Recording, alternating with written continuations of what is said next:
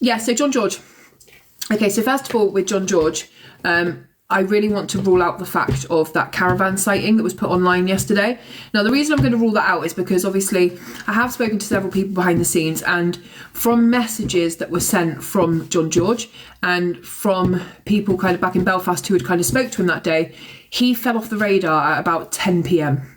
on the 14th. It was when his phone was turned off. It was when he stopped answering messages. And just shortly before that, he was saying that he was really concerned, worried something was going to happen. So I would rule out that at 11:30, he was still in Benidorm in a caravan park carrying a heater. And I'm going to just be really honest with you, yeah, because obviously this tip was phoned in by someone, and someone did speak to a woman who said that it was definitely John George and she would bet her life on it.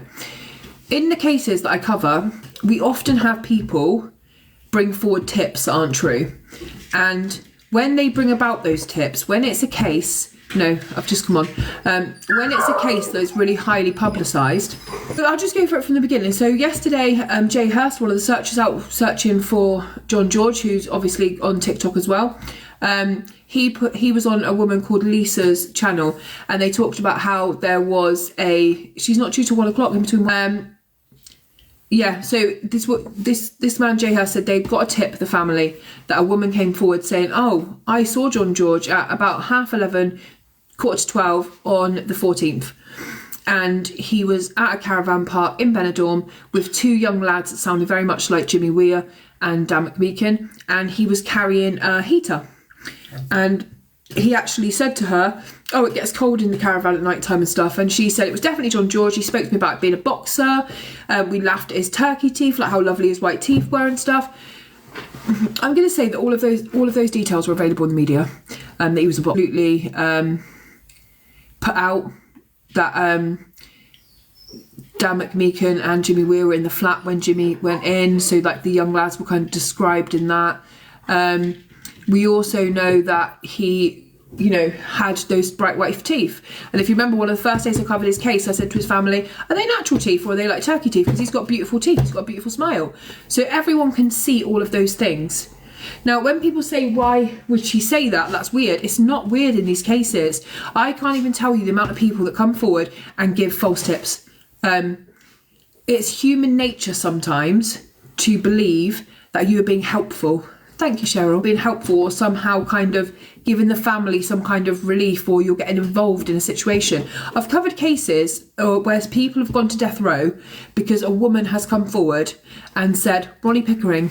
Imagine you can be a wannabe reporter when your last name is I Pickering. So I think a lot of people come forward and say things and they kind of give forward information. I've covered death row cases on my channel before where a woman has given a fully established report of, I was in this street, I saw him, I saw the gun in his hand, and then 15 years later she's come forward and said, I just wanted to help. I just wanted to help. Am I retired? John's sister received some really horrific messages yesterday. Some really horrific messages. Now bear in mind, she's just lost her brother in the most horrific, violent way. These messages said, they were from a fake account called J Luke, and it's likely to be someone like Johnny, who's obviously really at a bad place right now because he's got nowhere to go. He put, he deserved to die. Big boy playing with big boys. Dirty druggy George. Dirty druggy George. Dirty druggy Gergen. Georgie shouldn't play with big boys. He's a dirty druggy. Got what he deserved. He needs to rot. I hope you like all your comments on your post. Hope you enjoy his corpse. Catch MMIF, yeah, can catch me if you can, which is just gross, absolutely disgusting. Enjoy his corpse.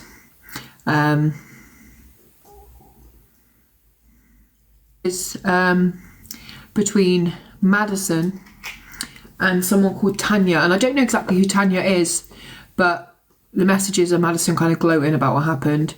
So where do they start? Madison's put, fucking bring it on, Tanya. I know your address, so I'd move before I'm back. She said, I will move if you come out of hiding. I'll be moving nowhere, laugh out loud.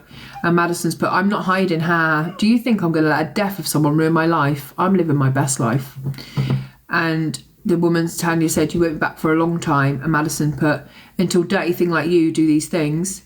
And then she put, then why has Johnny done a runner and left you? And Madison put, so you think, laughing face. And the woman put, enjoy jail. And she said, I hope you see your ex. And she said something about having junkie with her kids, but I can't see it because it's cut off. And the woman's put, oh no, I'll be stopping, laugh out, I'll be keep doing what I'm doing. And then, so Madison called her a dirty fat slut who would rather be with junkies than her kids. And the woman put, exactly like your nanny Dawn, because Madison's nan is a street worker. She is a hooker. And then Madison said, do you care what I think? Do you think I care what Facebook is saying? It's an app and how fucking your life depends on it. That's how sad and miserable you are. Now, if you have a problem, you know where to find me. I'm away to drink a cocktail, pay a flight over with your benefit money. And the woman's put, enjoy jail. And she put, sure, while I'm away, make sure Paddy doesn't tie my penny up and boot and abuse her. Who could be normal? Who can be normal but be in jail? And someone's put, she's already dead, love. For fuck's sake, you're behind the times.